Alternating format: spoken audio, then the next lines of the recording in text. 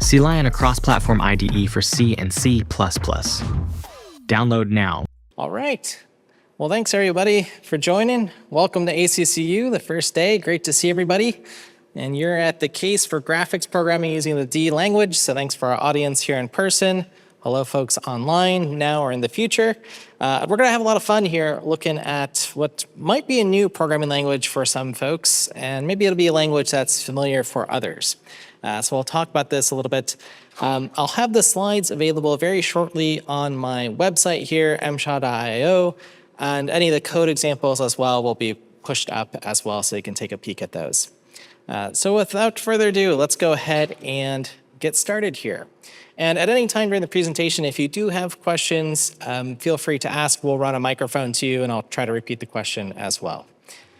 All right, so you already know why you're here, so there's the abstract. A little bit about me. I primarily am a teaching faculty at Yale University, and I talk about all sorts of stuff related to gaming, game engines, computer systems. Those are sort of my areas, and I do training and talks like this. And if you enjoy this talk, you should come to my workshop. That's happening as part of ACCU on April 12th. So please come join for that if you enjoy this. And we'll have a lot more fun on Saturday, April 12th. All right, so let's kind of get into it. A little quick poll here. Raise your hand if you've heard of the D programming language. Okay, you've at least heard of this talk, so I guess, okay, yeah, everybody in the audience at some level here. Let's try to narrow this down a little bit more further. Raise your hand if you've used the D1 programming language. This would have been like 2001, 2007, maybe you heard about it a while ago. No, yeah, okay, so most people maybe before their time here. What about D2? Has anybody used the D2 programming language here? All right, well, we'll see if we have any takers after this to get started with a D programming language. And let's see here. And then, by default then, if you raise your hand, if you're actively using D for some project, that's me here, hobby and commercial stuff. I can talk more with you about some of the commercial companies that use D if you're interested. But let's just get a first impression then, since this is a pretty new language for what I'm guessing most folks. I teach the D programming language. So again, I get the same sort of, what is D? Is it something like the C language? Well, let's look at it. Let's get a first impression here and just take a moment to look at some D code. It's going to look relatively familiar. Let me give you, 20 seconds to just kind of stare at this and think about what's going on here. Mm-hmm.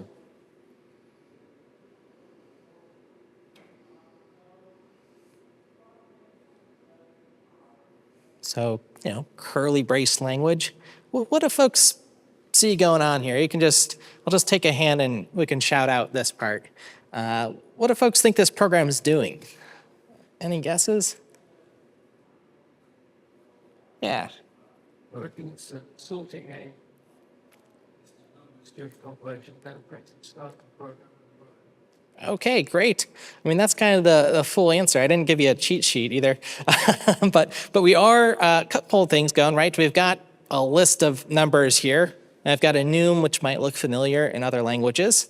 And we've got a bunch of these things static, which, if you've done some C or C++ or other languages where you have static, that's something kind of that has to deal with storage at compile time. And we have something that we are sorting here. And, the little hint here is we have this pragma message here. It says finish compilation, and maybe it's printing out the result of sorting what we've stored in B here, which was sorting A here. And then after that happens, after we've compiled our program and printed out our sorted list, it prints starting program at runtime. So this is kind of neat here. Any other stuff jump out to folks that they noticed here? Anything different? I know we get a lot of C++ programmers here. I'm very much a C++ programmer as well.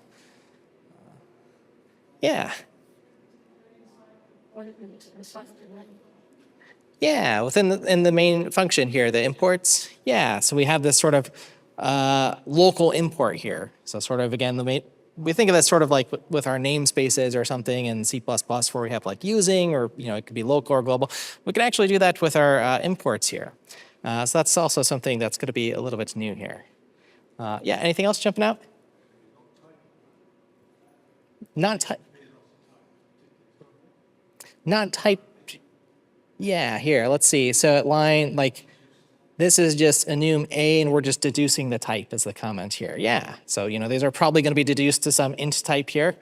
Same here as well, static immutable B, there's no int here, so D is deducing things. We are going to learn that D is a strongly, it's a statically typed system as well, but we can save a few keywords here if we want. Or we can be explicit if we totally want to be sure. So, just looking at this, D, a pretty familiar language, right? You could figure this out, you could run this. And in fact, if I advance, one line here, from the home page, this is one of the examples, sort an array at compile time. So, cool stuff that's been part of the D language for quite some time, this idea of doing things at compile time and runtime. Okay, another few things here, just so as we look at some examples, you're familiar with the language and what's going on. Again, we've got these imports that can be local or global, right? There is some sort of scope. There's a standard library, so std algorithm, std standard input output, and this is part of the Phobos standard library. And these are modules, right? Like we're hoping to see more and more in C++. So there is a module system. There is sort of a notion of headers and source files, but I mean really in D there are just D files. Okay, so it is a full module system, which is one of the things I'm going to talk about that's great for compilation time. We've got this here where we're printing out starting program when the program is actually running. But we can do this, what's called uniform function call syntax, which is really nice because we can sort of chain things and read them left to right. Now, if you've used other languages like JavaScript, or maybe you've just implemented something like a builder pattern, we get this for free in the D language. That's really nice, can be really readable, where essentially the first argument for write line, I can just pop that right in front here so I can read things left to right. So I love that. It's one of these things that when you lose it in a language, you really miss it when it's not there. As mentioned, there's some interesting things going on at compile time. So enums in the D language are constants, whether it's just a single variable or if we're assigning it to an array here. So this is a fixed size array here with 3, 1, 2, 4, and 0. And we are storing that at compile time. So that is a enum constant. We've got, again, static, which is saying something about the storage, and immutable. So again, we might be familiar with const in some languages, but immutable is even stronger than that. So the thing that we point to can't change. Immutable truly means cannot change this value. And as mentioned, the list that is returned, the type for that, the array, is inferred from this as an array of integers of size. Let's see, I've got 5 of them here. And then the pragma. Pragma is, again, our special ways to talk to the compiler, similar to other languages. But this is a special pragma that gives us a message here. Here's the message that's printing out finish compilation, comma, and the assorted list here. Another kind of neat thing that I'm going to find that's really helped my productivity with programming and graphics and just making things easy to use is our fixed size arrays. A few nice things. One, we can slice into them. So I can just take this array A and say from 0 to, this will give me the 0th and first index all the way up to 2, and that'll just return the 0th and first element. Oops, so I should get rid of that guy there. But we can do slicing, and our arrays don't decay to, or rather if I have an array and pass it in a function, it doesn't decay to a pointer because my arrays always have or know their length and have a pointer to the data. Again, makes it really clean, can help us avoid things like stack overflows and buffer overflows by putting in the wrong length, for instance. So just a little, short tour here. And again, why might you care about this? Well, again, D was designed from at least version 2, I could say, but even perhaps earlier than that, to really start compiling as much of your code at compile time as possible. So you get defined behavior, which is really nice. You spend your time at compile time doing stuff that the user won't have to wait for, really is just a big win. And it looks like just regular code. There's no const init, const eval, const expr. It's just regular code, right? So if it's something that's known at compile time, we can execute it, which is fantastic. So I call that the compile time function execution. Okay, does anybody recognize this figure, or maybe has read a book by Andrei Alexandrescu? Okay, yeah, now all the hands are going up. There are many of them. It's a great computer scientist, still active, very much active in the C++ world and in the D world as well to an extent. But 16 years ago, he wrote this article, The Case for D. I think it was on Dr. Dobbs, or maybe even Slashdot, if that was still around. But it's a really nice article that kind of sold the language way back in 2009, at least to a lot of programmers. And this was, some of the early times when I started hearing about D. So when I think about what is the D language or how to introduce it, I'm just going to take Andrei's word where he says D could be best described as a high-level systems programming language. Okay? So it's got a lot of features, a lot of things that we like related to systems-y stuff, pointers, memory allocation, and so on. But if I can give a little bit more of a summary of what the D language has, or D-lang as I'll call it, that's a good way to search for it on Google or large language models and tools. Again, it's a compiled language, so we're trying to get speed, we're trying to get performance and optimization. And there's 3 compilers. There's the DMD compiler, that's the main reference compiler. And it's very, very fast at compiling code. Again, it's got a module system, it can do sort of parallel builds. It's built to be a modern language that is parsable, there's less ambiguity, which is great. And then when you do want the really fast builds, you've got the LLVM and the GCC backends, and other folks have built their own sort of hobby compilers that they're putting into production as well. But if you can get it into LLVM IR or the various GCC intermediate formats, representations rather, you can target any platform you want. It is a statically typed language, but we do have things like auto to make it feel more dynamic. And D also, interesting, plays very well with the C language. It aims to be 100% compatible. In fact, there's even a tool called import C that is literally a C compiler as part of the D compiler. So you can just feed in a .c file to the DMD compiler, and it'll just compile it, link it as normal, and I'll talk about that a little bit here. It also tends to play very well with C++ code. It's maybe, I would have said up until the last year or two, the best sort of interop between C++, but I know there's been a lot of efforts with other languages. But Walter Bright, who created the D programming language, wrote the first known, let's say, full C++ compiler as a one-person team, the Zortec compiler way back when. And D also plays well with Objective-C.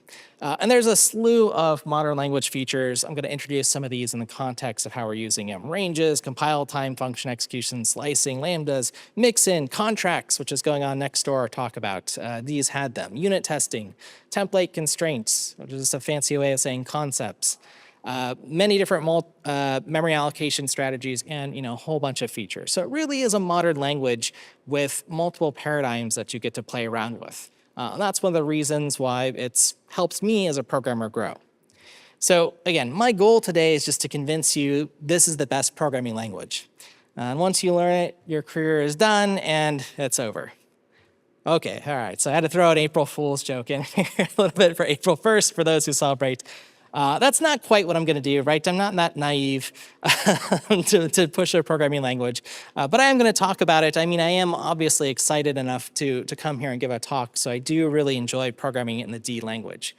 But my goal is, whether it's D or another language, to, give you, my view or how I came to this conclusion that I found a tool that was right for me and for you to expand your horizon. Try some other programming language in your domain of expertise and see if it gives you that competitive advantage, or maybe just is more fun to work with on your daily life. And for me, I do graphics programming and engine building and these types of things a lot academically and, in a past professional life. So I just want to, share some of that with you. And this talk specifically isn't going to teach you graphics sort of from the ground up, but I do want to show you features within context. That said, the materials that I am going to show you are some from previous talks showing you how to build stuff from ground up. So if you are interested and D captures your attention, you can certainly follow along there. So anyways, let me give you the case for D as a graphics programmer, why I like it, or if you're interested in using it for game development, let's say. So D in general for graphics programming gives me most of the right defaults. So it is just little things like variables are initialized. Every variable has a known size. It has an initial value, which is very, very nice so you don't mess up things or forget to initialize stuff. Now that said, if you want to allocate a large buffer or something, you can set it equal to void and it won't pay that cost. So again, you don't have to pay for things. It is a systems programming language. You get control over everything. Other things that are nice, const is transitive, immutable is transitive. So again, it's sort of, as Walter Bright, the creator of D, would say, turtles all the way down, meaning if something is const, then if you pass it in a function, it's const, and then if it passes again, it's going to be const, and you have sort of that guarantee. Okay, so they started thinking about safety and some of these things well before. Now, all of your casts are otherwise explicit, and as I mentioned, arrays are considered what we'd say, fat pointers with their length and the data. Data itself is thread local storage, so if you're going to do multi-threaded programming, we're trying to go with the right default for concurrency and have stuff be thread local. So those are just some of the examples of things I like. There's other qualifiers like marking your data as shared and so on. But what I've really found for D is it's a really fast language to prototype in. So I found myself in some cases prototyping in D like you would in Python. In fact, D has replaced a lot of my Python. I'm just becoming more proficient at my tool. And it's very malleable, and it compiles fast with the module system. And then I get fast compiled code, which is great. And D, there really are no limits as far as how fast of code you can generate. Again, it's using LLVM and GCC, but there are SIMD extensions built in. There's threading libraries. There's fibers. Folks have versions of Go routines in D that they've written. So there is lots of stuff there. And most of all, it's just fun to write code, again, but that's my bias. So again, where does my case for D really start? It starts in 2022 when I was writing a ray tracer. And I wrote it specifically for the D conference that was coming up to sort of test it out and do a challenge. So I took this book by Peter Shirley called Ray Tracing in One Weekend. Has anybody heard of this book? Yeah, I see a bunch of head nods here. It's a fantastic book. It's basically building what you see here, a bunch of spheres with reflections. That's a ray tracer, like a movie image, right? That's what we're trying to generate. And it's you can do it in any language you want, but I decided, hey, I've done this in C++. Let's try it out in D and see how it goes. So that's where the journey sort of started. And then I did another talk following up on that when I learned a little bit more of the D language and made some improvements. So that's why I want to start taking you through here, the sort of non-interactive graphics to start, and then we're going to get into some real-time graphics as well. Okay, so ray trace graphics, so the non-interactive stuff when you go to see a movie, right? You're sitting and watching, pretty images in an animated film, let's say. Here's the basic idea in a slide here. Again, we're talking about ray tracing. Which is basically, again, to give you the one slide quick graphics overview, I have some viewpoint or maybe some light source, and I'm casting a ray through each and every pixel. Now looking at my monitor, it's, let's say, 1920 by 1080. Multiply that, that's a lot of pixels, right? We're at millions of pixels. So this is a relatively expensive process, right? We're still waiting for this image to generate at the bottom here, but that's the sort of individual scan lines, all the individual pixels that are being generated. So ray tracing is a relatively expensive process. This is why it takes movies, think of your favorite animated film. It takes them a long time to generate here. So, and here's the other analogy, right? Pretend you have a laser pointer or shining it somewhere, and every time the cat attacks the, laser, that's like one ray trace. And if you do that enough, you generate a picture, okay? Now, what are we ray tracing against? Well, again, as I'm casting out a ray with a laser pointer across every pixel, I'm trying to intersect with some object and say, hey, is there an object here? If there's an object, then I fill in that pixel, okay? And if I do that enough times, that's how I create a shape. Now, of course, in my ray tracer, I'm going to have many different shapes. They might be spheres, boxes, maybe something more interesting. So, a nice little abstraction here is to have an interface, which I have towards the top here. So in D, we have interfaces. Again, these sort of serve as, again, blueprints or contracts for what must be fulfilled for any type that wants to implement that interface. So I've got this hit table or hittable sort of interface here where I have to add a function for a sphere to say, what does it mean to be hit with a ray or a laser pointer? How do I fill that in? So D has this idea, which again is very nice. Some languages don't. And it takes a little bit further. There are also abstract classes, which again are classes that you can't instantiate, but that can also have member functions. And then of course you have your regular classes as well. So we have some way to provide nice interfaces here. Now, speaking of classes, D has classes and structs. Many languages, C++, another example, has classes and structs, but in D, they mean something different. So in other languages, I believe C#, it's kind of a similar idea. Where in D, a class is a reference type and a struct is a value type.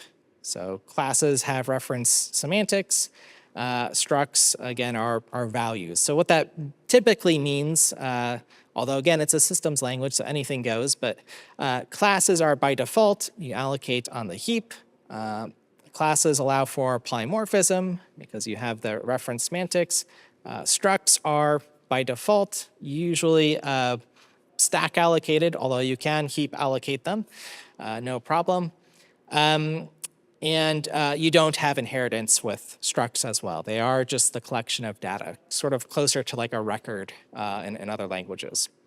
And there's no default constructor for structs as well. You can add constructors, but they are just whatever the type is. So here are some examples here of maybe modeling a vector 3, so a x, y, and z point or collection of 3 values with a struct, and here it is as a class here.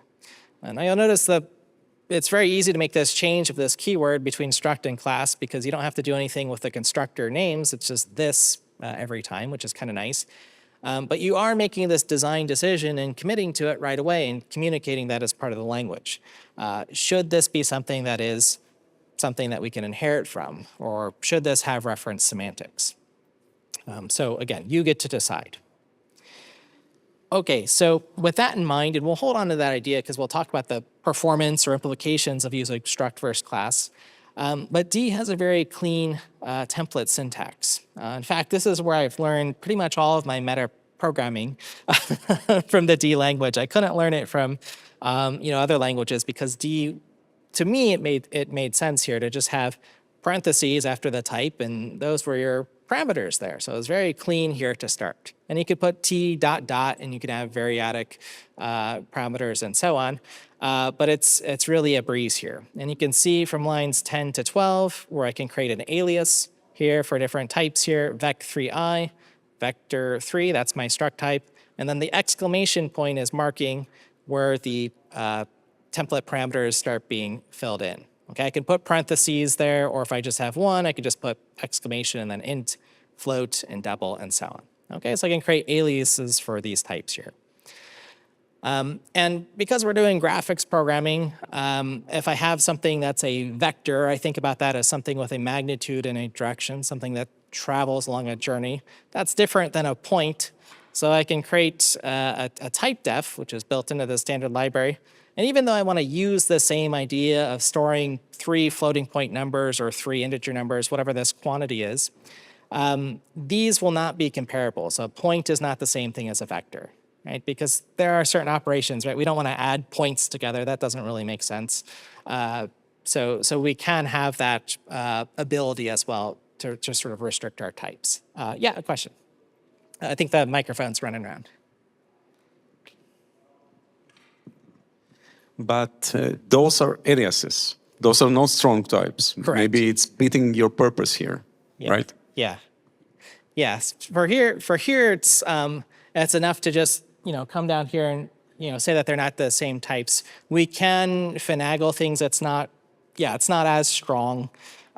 We can get around this type def, but it is a tool. The classic example with this is if I have like dollars and euros or pounds or something, you'd want to have something here, but it's not going to be as strong as maybe, I don't know if we're having a talk, but I know Matish is around like on units or something and, doing something better. But I like that it's there. It was something I was able to use. But yeah, we could do better in the type system. Okay, so now that we have, our own little type here, let's say a vector type, it's very convenient for these mathematical types to have operator overloading. So D's approach to this is to have these functions like op binary, op unary for unary operations, op assign if we're assigning something, op index if you're indexing something. So you sort of get the idea. It's op and then what the operation is. So there's sort of a consistent syntax here. So for this particular type here, this vec3, I have this op binary. The next set of parentheses, that's my template arguments. So it could be a string, what operator I'm using, and then the actual argument that I'm passing in here, which might be some double. So maybe I want to multiply a vector by some value here. Okay, so, I came in here and when I did this first initial implementation, I said, okay, here's op binary. Okay, what does it mean when I multiply things, divide things, add things, subtract things? And then I, had my result. Okay, so simple enough here. But then, as I got a little bit better in D and mathematics, we'll talk about this, I said there's actually a better solution here where I can generate this code, so sort of templates to the rescue, using something known as a mixin. Now, if any folks use string mixins in other languages, I think they're available in some other languages. I'd love to, maybe we'll get them in C++, or we sort of have this with preprocessor, right? It's a textual replacement, but in D, what it is mixing in actual compilable code. So all this mixin is doing is just placing in result, brackets 0 equals exactly what you see here and generating this string. Now, why is that interesting? Well, for every template instantiation where I pass in a different op, plus, minus, times, divide, mod, whatever it happens to be, that's going to give me the different version, but generate this code here. So now I've gone to much, much fewer lines of code here. And I've also eliminated all of my branches because I have a templated version of, for every operator, the right version of the code here. Okay, so that's very nice. No comparisons, no branches. Now, to push this just a little bit further, we, again, in the same way that I was trying to enforce some good practice with points and vectors, there's certain operations, and here's the little benchmark here, right? If you get rid of your branches, your code runs faster, generally speaking. You are generating more code, so it's easy to go, template crazy, so to speak. But, for the speed, we'll pay that price here, no worries. And this code, I'd argue, is easier to read. It's less lines of code. But what I really want to do here with my vector is maybe just restrict it to multiplication and divide operations if I'm just passing in some scalar here, okay? Because, if I'm doing a plus operation, okay, am I just adding to everything? Well, I don't really know what that means, right? I can add two vectors together. That's easy to do component-wise, but I actually want to restrict this. So in C++, we sort of have this idea, right, of a concept or something, right, where we'd say, what is the type that's coming in? Or maybe we could, also check, the template parameter in some way. But in D, we just call these template constraints, which are basically just true-false statements, right? Just some predicate that we're checking. So I'm just checking if my operation is a times or a divide symbol, then I can generate this code. If it's not, it's going to give me a compiler error when we're compiling. Okay, so that's a nice way to enforce things, and it's relatively clean for us. Again, it's just these nice little, very small syntax changes here that make things nice. There's also some other stuff going on that is nice for me to just point out, like the type of this thing that I'm passing of in. So we have similar things again in C++ with like decal type and so on. But I'm just saying the type of whatever this thing. So it's a vector of integers or whatever. We can just take care of that. And you'll see auto popping up here and type of whatever this thing is and so on and so forth. Okay. So we can write some really nice generic and templated code. And again, this can help with our metaprogramming. So, the other nice thing that we have available to us is unit tests built into the language. Now, these are, in the words of one of my friends, Ali Trelli, who wrote one of the deprogramming books, they're comically underpowered, but they are there. And I found by having a language feature that is just there, I use it, right? Versus having to download some other framework and install it and have a dependency and getting upset about, is it updated or did I keep up with everything? Basically all a unit test block is exactly what you see. It's a unit test with a curly brace, and then you add in your assertions that are either gonna pass or fail this test. So I have my vec1 here and some different tests here to assert if it's not a unit vector or is a unit vector and so forth. But that's all it is. And then you can run the decompiler with -unit test and it'll either pass or fail. And you could, of course, add on features. You can name them and collect them into modules and build on top of it. But I found if I don't have that feature, I'm not installing other stuff, which is not good. So it's typical to add these unit test blocks just under the code. When you run documentation generators on this, this also serves as, these get captured as your example programs in ddoc, which is the built-in documentation generator. So speaking of which, when I discovered D and the DMD compiler, I found it had all sorts of other goodies once I found the unit test block. So it has profilers also built in. Again, as a graphics programmer, we tend to use tools like perf or NVIDIA Insight or whatever your GPU is. But just having, again, a dash profile switch that shows me the hotspot or makes it really, really easy for me if I'm doing some continuous integration tasks to say, hey, all of a sudden something changed and I can parse this text file is really, really nice. So again, it's another nice tool that'll just basically instrument your function calls with entry and exit points and tell you how many times I enter a function so I know if I should spend time optimizing that portion.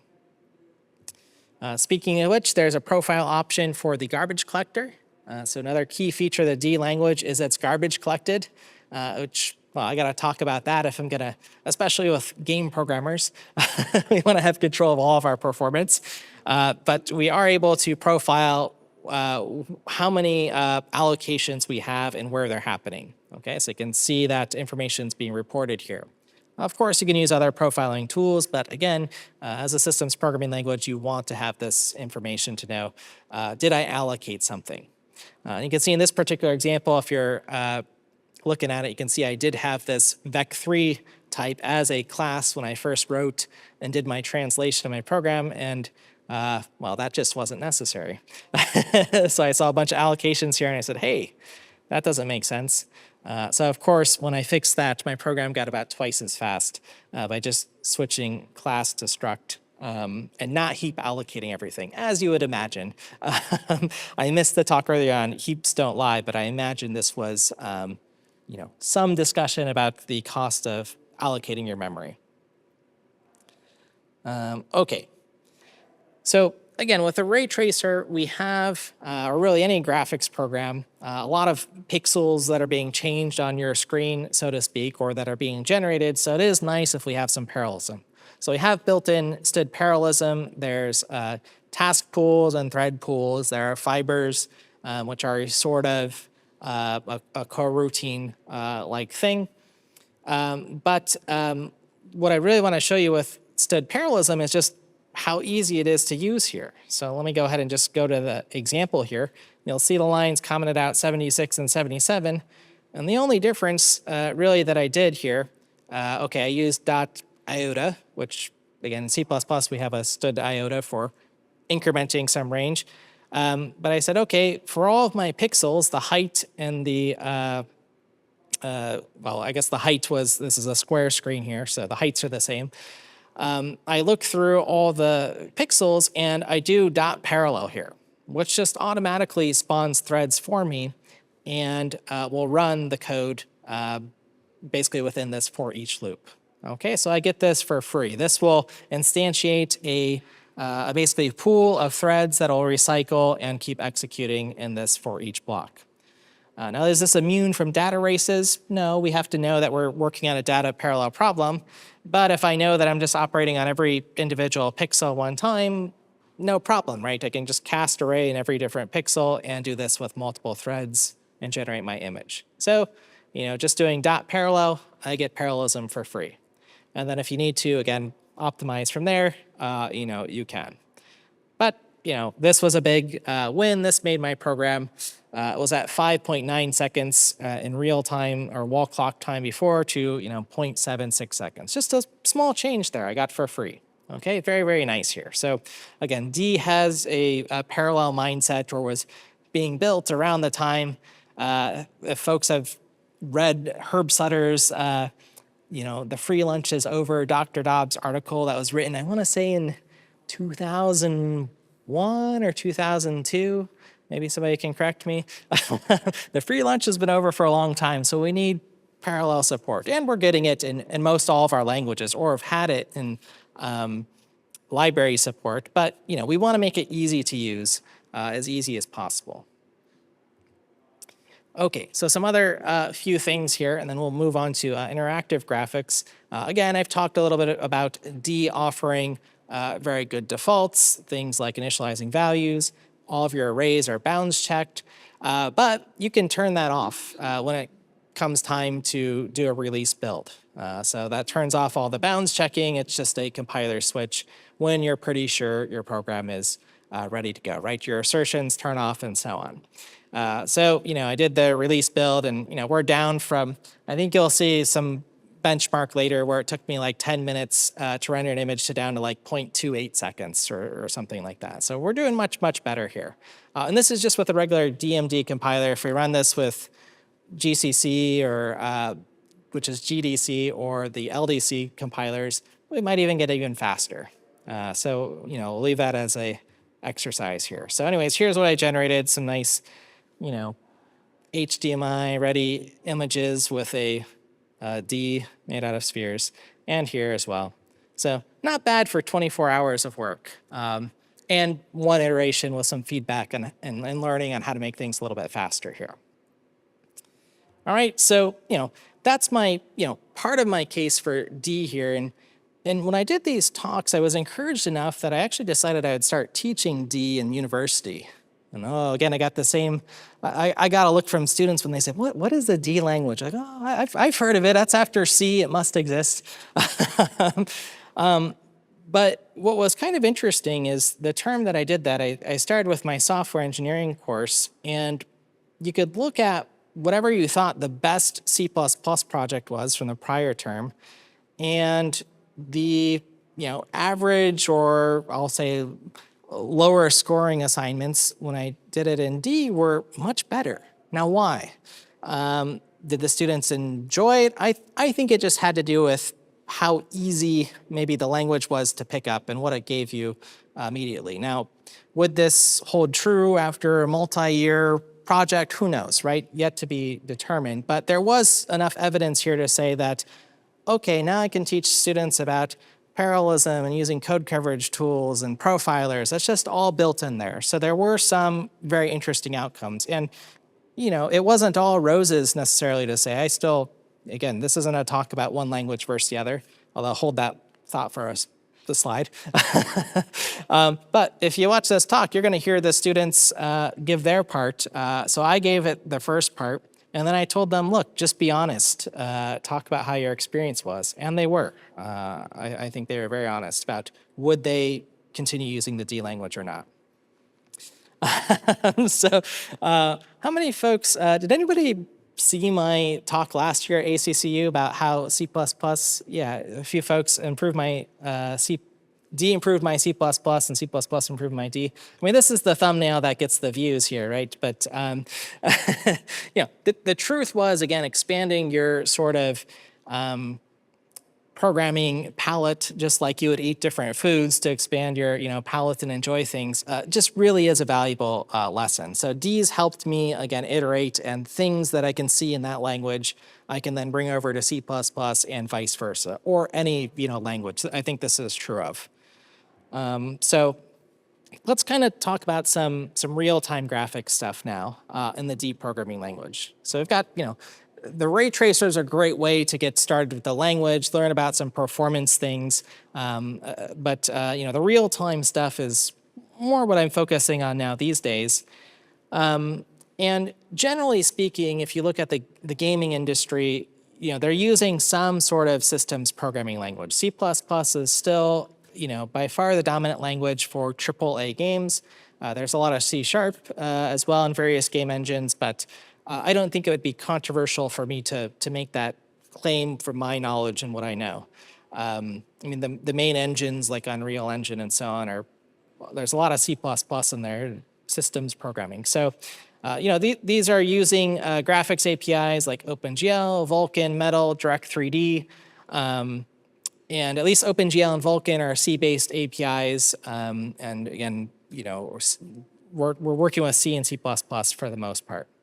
Now, the good news is, and why I decided to step into, actually teaching my graphics course in D this last year is, well, D talks with C code very, very easily. Again, as I mentioned, basically 100% compatible. There might be some flavors of GCC extensions or something that don't work, but those are the things that are being, worked on by Walter Bright and the compiler folks. I think up through C11, there is pretty much full compatibility. As far as just pure C11 features go. And then as far as other things, we need for graphics, real-time graphics, a math library. So again, building out that vector tool set, or again, just finding a C-based library and popping it in. But again, I thought I'd, at this point in the talk, do a little bit of inspiration because, if you're going to be a trailblazer in the industry and say, hey, we're going to use this new language on this thing that's never been done before, sometimes you're going to look at some inspiration and say, ooh, was it done? Am I going to be that wild if I suggest this? So hopefully it's just a little bit of a confidence boost to see that other folks have used D for, intense graphics projects here, okay? And again, graphics were very GPU or compute bound anyways, so, but I thought it was encouraging, there's a few talks by Ethan Watson, Manu Evans, who are programmers at the time at Remedy Games, Quantum Break, they use D for their scripting and their animation system in real time, so, real heavy intensive stuff here. So you can watch those talks at the Game Developers Conference that they gave and why they chose that. So, okay, I see at the AAA commercial game, which are, those are the games you usually see on the shelves, although not as much anymore these days. What are retail stores? But, here's your typical, some active game engines, the Dagon game engine by a gentleman who maintains a nice blog here about their physics and rendering. I mean, you get the idea. There's some nice stuff here. There's a Dash game engine with a lot of nice forum posts talking about the design decisions and building this sort of puzzler game many years ago. This is from a recent dconf talk, the Hypreme engine from the forum user Hypreme.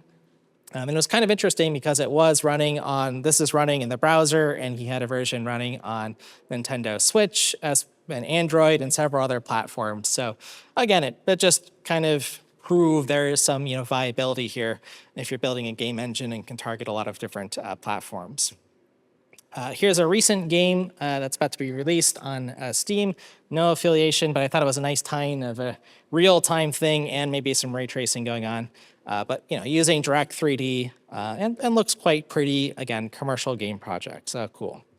And there's also some compressible flow simulator, which again, I don't know exactly what that is, but I'm going to put that under computational, like fluid dynamics, these sort of intense, calculations here. by a university and some postdocs that they've been working on for years and years. So, a lot of neat and interesting projects that look quite beautiful in my mind, kind of proved, okay, other folks are doing this. And I looked to other programming languages too to see, hey, is anybody venturing outside to just use a language they're excited about and are willing to build the infrastructure from scratch?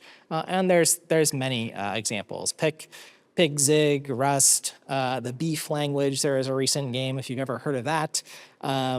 So again, it's out there. Be a trailblazer. But before we get to that, we should probably just draw a triangle and do the very first real-time graphics thing here. So what do we need to do to get this set up here? Okay, we need a window.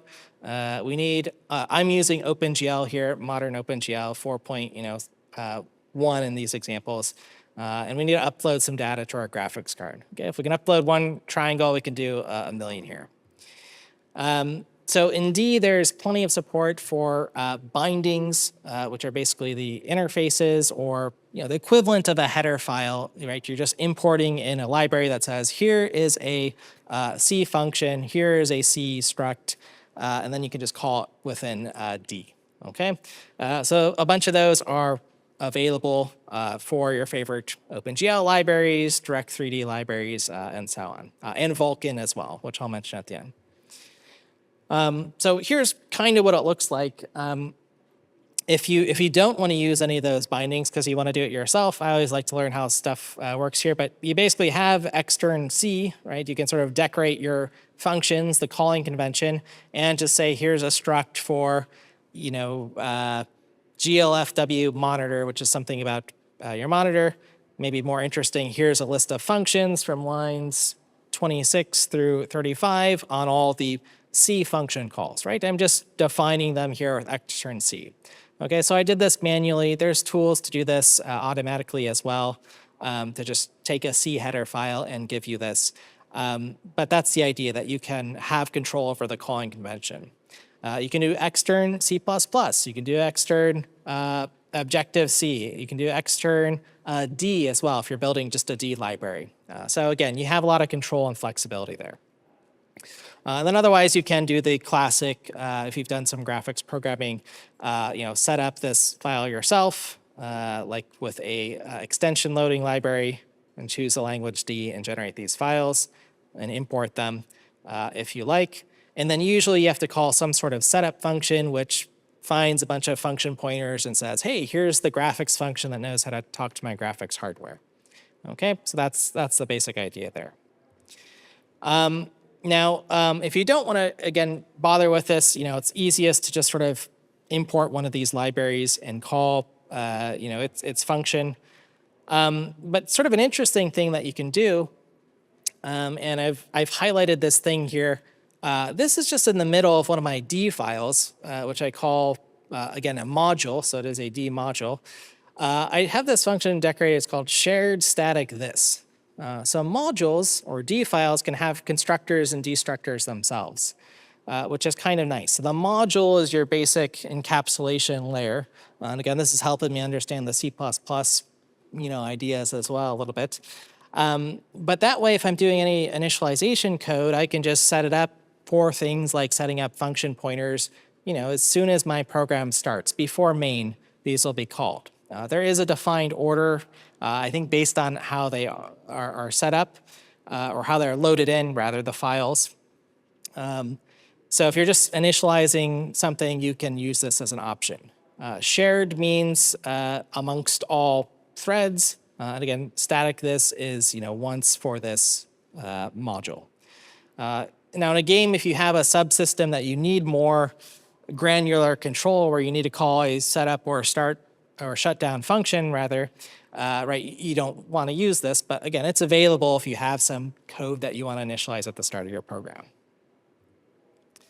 All right, so that's kind of setting us up with a little bit of graphics, a little bit more background on graphics here, right? Once you have your OpenGL, Direct3D, whatever graphics API you're going to use if you're going to do something hardware accelerated, we now need to load some data here. Okay, so here's our application, some typical game loop here. We're taking in input from the controller, waiting for updates based off of what was done, and then drawing things or rendering things to the screen, right? That's the basic stuff here. Or you do all your logic and so on. But once we get to the GPU, right, we need to load up some vertices so we can render that triangle and ultimately assemble them properly, and then rasterize them, which color them in, and then ultimately display them. So that's the quick 1-minute version of real-time computer graphics. In fact, if you understand the graphics pipeline, you are golden. But I want to talk a little bit more about the code behind it. That's kind of interesting. For just displaying a triangle here. What's going to be different between if I'm doing this in a language like C or C++? Or again, pick your favorite language. Pick Zig or Rust, or there's a GoTalk, there's a Mojotalk. In fact, if you're looking at this and you don't need to be able to read it, it's going to be almost exactly the same. Because why? Well, the OpenGL library is a C-based library, so all the functions are GL do something. Okay, so that is to say, if you want to use D, you can look at a C++ or a C tutorial and just follow along. It's basically exactly the same, with a few minor changes where you can take advantage of some of these great features.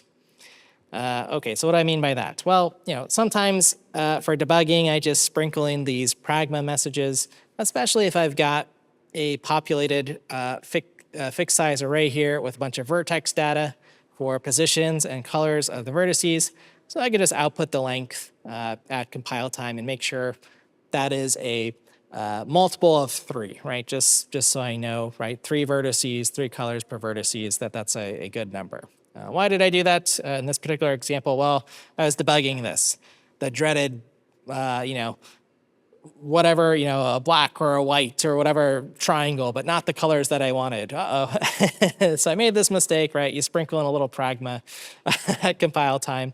But you also have things like static asserts and assertions. Again, static asserts being the same as in C++, being run at compile time. What else do we got here? Well, we got dot size of for figuring out the type sizes. But I also frequently make this error in especially OpenGL, where there's also an enum called all caps GL_float, and then there's a type GL float. Okay. Now again, it is consistent in their API, but prone to programmer error. So alas, that's just something you have to manage with, and I always swap these. Now it happens that the size of a float is 4 bytes, and the size of an enum, if it's an integer, right, just going to be 4 bytes as well. The good thing is on D, all of the basic types have fixed sizes.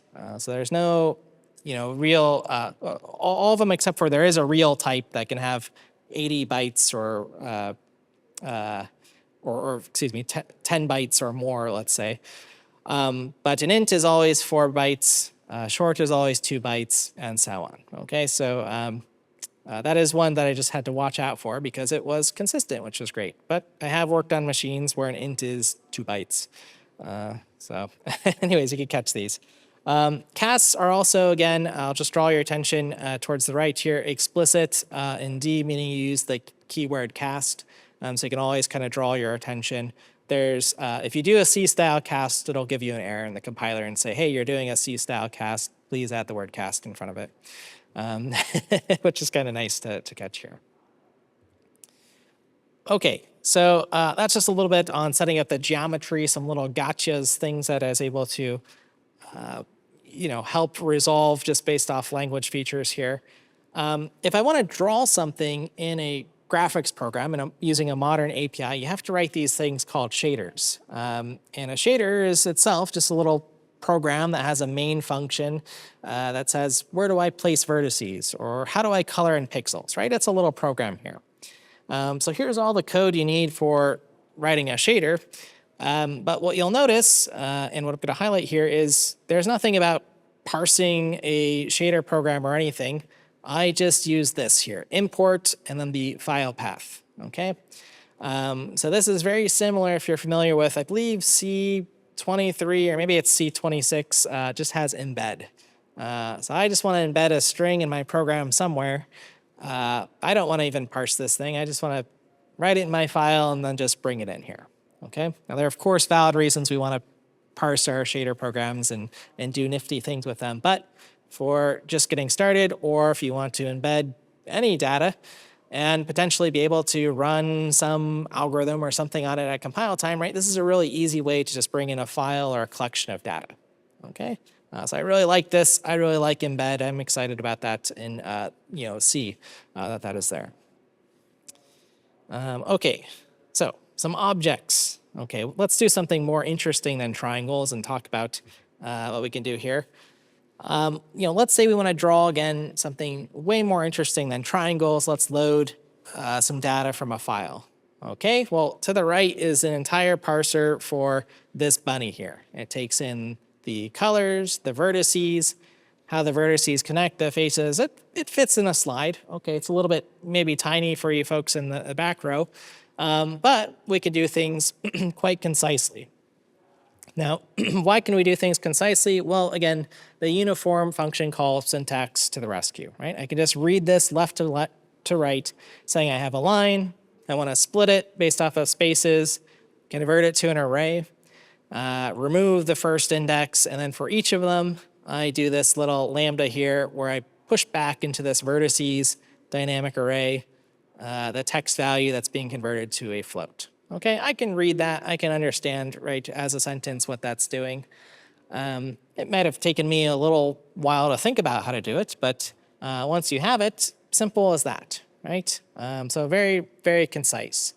Now, D very much leans into this idea of ranges as well, as you'll notice. So a line that I have or being read in could be an infinite stream of tokens that I'm splitting with every space as I read them in. Okay, so that's kind of a cool thing that we've leaned into ranges. There are really no iterators in D. I mean, you can write your own, right? You have a pointer and can create them or create like a cursor type of thing. But this is a range type here. And then as soon as I do dot array, that removes the laziness of the range and makes it eagerly evaluate to, I have a collection of things, and then I can start removing things and then operating like a for each loop with dot each, and then providing some lambda here. Okay, so a little bit of neat stuff going on there, but again, quite concise here. So you can be the judge here. Here's the side-by-side C++ on the left. Here's the one on the right. They're about the same. They're about the same complexity at this point, and I wrote a few helper functions on the left side and used the standard library to do some things in C++, but not too bad. But what I found is, as I tried to scale up this object parser here, and you can see, I was discussing this on social media about how much fun I was having here. It was kind of neat to start thinking about, and I have this so often with languages that I have things like uniform function call syntax or that are just very clean. Because as soon as I did this one-liner, I said, well, I'm able to parse sort of one line using this chunk. I wonder if I can chunk it. And then I started thinking about, now I can maybe use some parallelism and split up that text file. And my now open challenge is, how fast can I make this? Can I start chunking this file and ordering things? And it's just not a thought I had before. Now, of course, maybe I've gotten smarter over time. Hopefully that's the case. But I have a lot of these sort of emergent thoughts, so to speak here, when things are nicely laid out in front of me. And then you just keep iterating. So D is a very moldable language with some of these features here. So anyways, here's what I mean by having different chunks. Here's what that geometry actually looks like. I have a bunch of vertices and a bunch of faces, and it's like, I think there's a lot of parallelism we can get out of here. And there are a bunch of benchmarks from the tiny OBJ loader and fast OBJ loader and so on. So I want to beat those. For a while, D had the world's, at least claimed world's fastest regular expression parser that someone wrote at eBay. they were, I mean, they were doing a lot of stuff at compile time. That was the secret, right? So can't beat 0, right? So, but eventually, it's been adopted many places. But again, it's just one of these things. It's kind of emergent. So I think about this. Maybe I can use an import, bring this in at compile time, do something in parallel. So anyways, that's something we're working at. So anyways, I hacked on that for just a little bit after making that social media post. And then I wrote basically a complete object parser here in what felt like very few lines of code that handled multiple objects, multiple materials. Again, in something, if I made this a little bit of a bigger figure, you could probably read it on a slide, depending on where you're standing. But again, this mix of object-oriented and functional and procedural and even concurrent paradigms all coming together nicely. All right. So anyways, here's just a little bit more parsing stuff here, if you're interested. Maybe we can have a hackathon during ACCU and see who can do the fastest parser. But again, another sort of emergent thing here, why I'm showing this rather is, again, what makes up a 3D object? Well, vertices at the least, the edge connections, but then there's other stuff like texture, if I have an image over this object, or normals, or colors, many different attributes that we could have. Then I started thinking, well, okay, I want to render all types of things, because sometimes I want to just have 3D objects that are just the geometry. Sometimes I want to have the geometry and it's colored. Sometimes I want to have the geometry and it has multiple textures layered on top to make something really realistic. And this is where I finally started to get it with D, where I could use some metaprogramming. I finally got the hype and said, okay, I'm going to dive into this. So D has very powerful metaprogramming features. So what I came up with is variations of this.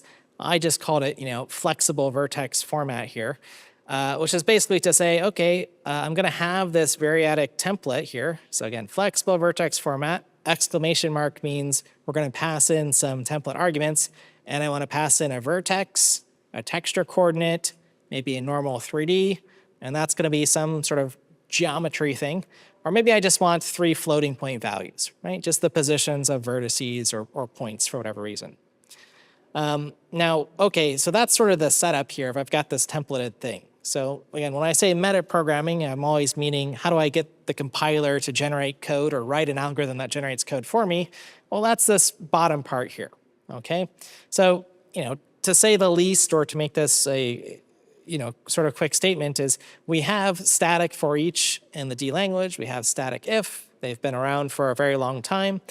And I can basically iterate through anything known at compile time, whether that's arguments, template arguments, and I can grab them. And this is just an example of printing them out here, and getting a structure. So whatever this flexible vertex format thing is, and getting a tuple of its fields. Okay, so I can get all the fields of it, all the member functions, etc. Very clean, looks very close to just regular, D code. Minus the static in front of for each here. All right, so let me advance this just a little further to then show you the problem that I need to solve. Because here's the problem I need to solve. If I don't do something clever, what ends up happening is I have to write, I've demonstrated 2 functions here in the orange block. One that makes a 3D model that can be understood with positions and colors. Another one that's made to understand positions and, say, texture coordinates or multiple textures and so on. Right? So I have to write this code over and over. But wouldn't it be nice, again, if I could just use some metaprogramming thing, which I'm going to show on the next slide and talk about just maybe a tiny bit here, was something we learned earlier, mixins, to just take in a struct like this, again, whatever your vertex information is, positions, texture coordinates, maybe positions, maybe colors as an example, whatever your data point is and means, and then just write something like this. Set vertex attributes, take in a template argument, and then use that thing we learned about earlier, mixins, to just mix in, well, here I'm going to keep track of what my position and texture coordinate offsets are, and then I'll just generate some code with OpenGL that says, okay, I've got this many, these 3 positions here, so keep track of that attribute, and this many texture coordinates, keep track of that attribute. Okay, so this might sound like a little bit of alien language if you haven't done graphics programming. But again, think about any problem that you've had where you have different data sets. Again, maybe you're working with like tables of something, like an Excel table that has different numbers of rows and columns. And wouldn't it be nice, again, if you could just say, hey, pass in a struct that says, row 1 has these fields, row 2 has these fields, and just have it generate appropriately. That's the equivalent here. That's the exact same thing I'm doing. I'm just preparing using a little bit of metaprogramming my OpenGL. But it's one of the things I can confidently claim D is very good at. And if you just want to learn or take away the metaprogramming because someone said that's cool, or, when I wrote this, I'm in a bit of my show-off phase, I guess, sometimes I feel like, where I'm like, I'm just going to do something that's cool. I don't know if it's going to be useful, but I'll feel proud of it. That's kind of what some of this is. But it is neat to learn for situations where you actually need it or it can save you time. And in this case, it saves me from making mistakes because I just have to get it right once.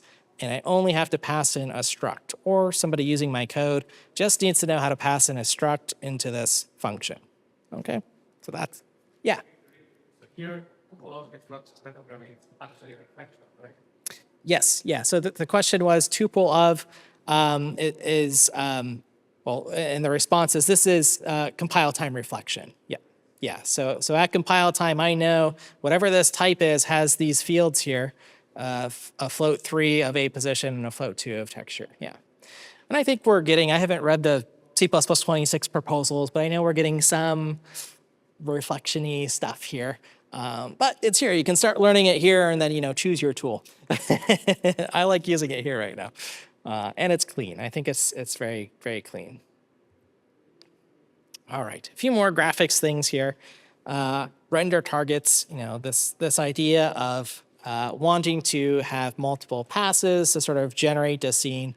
I mean, this is the equivalent, I'll just say, of if you paint a picture, right? Sometimes you first draw the outline, and then you do one base paint layer, and then you come over and add the fine details, right? That's kind of the same idea in modern graphics, where we keep adding different layers of detail. Maybe it's lighting, maybe it's post-processing something. These were just very easy things for me to find some abstractions for in D, but what I want to talk about here, and maybe I'll see if I have another example here. Getting this right does take some time. But, from a graphics programmer perspective, again, it's all GPU stuff. So did it matter if I use the D language? Not really, because if I load this up in RenderDoc, which is a popular GPU debugger, or, NVIDIA Insight, or I forget AMD's Open GPU Profiler or whatever, you're going to get the same output of what's going on in the GPU. So it didn't matter if I used D or C++, all the same tools that you knew how to use. And this goes for GDB or LLDB, work pretty well with D. In D, on the GDB side, the symbols are a little bit mangled because you have a module system, so it'd be module dot function call, so you do have to look for that. There are folks who have patches for dealing with that. I just use it as is. But the point of this is as you start adding more complicated stuff, all of your old tools still work here. And you have the built-in profilers, but this is kind of neat. So anyways, this is just me stepping through briefly. Let me show you the animated GIF here on the bottom right, and I'll show a bigger version. Just kind of stepping through all the individual draw calls. Here, let me just give you the bigger one here to make up, a nicer, bigger scene here, all the different geometry. Nothing changed. You wouldn't know this is D code or C++ or C or Zig or Rust or Go. All right, let's see. So, kind of wrapping up some other things here. I've mostly been working on these days, and part of this is, sort of the school project, so to speak, that folks work on, getting to this point where you have multiple different types of objects and an interesting model or something to render, and a camera to fly around and some lights. That's where we sort of want to end. And I'm continuing to work on this, but more on sort of the engine side of things. So again, thinking about things from how I structure code in D and what became sort of easier for me to do, is to kind of start thinking about, okay, how do I structure my game loop? How do I think more about code as data now that I have this sort of metaprogramming tool and, I don't know, just a wider view of programming, let's say. So in this instance, I have my core game loop, perhaps the most important data structure to think about or get right when you design a game here. But you can see I have, while we're running advance a frame, what does advance a frame do? Okay, it's inputting, taking an input, update, and rendering. And then I can have some callbacks, which we learned about. Okay, what's a callback? Well, that's an interface, my contract, where I start a frame and end a frame and then maybe do something. Okay, so again, just one of these emergent things that just popped out of nowhere. I was like, yeah, this seems easy. I'll just write a bunch of interfaces for things I want people to add to this basic structure. Okay, adding in these hooks. And over time, I captured some of my fun bugs. It's always good when you do graphics development to capture your best bugs. So here were a few of them with weird stuff going on. But the point of this with the blooper reel is that, the DMD compiler builds really, really fast, and that matters when you're doing iterations. I was at Sony, a decade ago at this point, but, a full build of a game took 2 hours. Now, were you always doing a full build? No, not necessarily, right? We had, some incremental compilation, and, that's a pretty, standard thing with even Make, right? But, that's just to say that, build times matter, and having a good module system and the reference compiler, DMD, is really important. So you can solve these issues here. And then you can use, again, LDC and GDC for your faster builds. So anyways, you start thinking about things like hot reloading shaders. Okay, this is, all the same GPU code that you would already have, for instance, because these little shader or graphics programs are compiled at compile time, so you can reload or rebuild them as you want. You never have to turn your system down. So there's an example of that. But then, again, I just think about, okay, I've got all the std process and all these libraries built in. Now I can just rebuild and reload individual modules, right? And this is the hot reload system that many game engines support for your CPU code, right? Your code is just data, rebuild it as a shared library, and just load it in. Okay, so you have all that functionality. Again, nothing's off limit. This is a systems language. Okay. There are even just more recently enabled too. If you're using the LLVM branches, you can do you can add attributes. I didn't really get into that because that's a whole separate talk on the safety aspect with D, with its @safe, its borrow checker, and so on. But you can add an @dynamic compile attribute rather to functions, and it'll JIT compile it as well. So again, systems languages are just awesome. Choose one. I don't care, again, which one it is, but choose one to have fun with. Again, I'll just say that unit tests, again, for the win, a very, very simple feature. But again, as soon as I kept iterating and had this very, I'll call it, the plasticity is very good in the language, I will say. So you get to the point where you just have this advanced frame function and it says, oh, okay, all of a sudden I can instantiate instances of my game or graphics program and have a unit test where I advance the frame 50 times and do interesting stuff that I didn't see a lot of game developers doing in my time. I think folks have gotten smarter now than when I was doing it.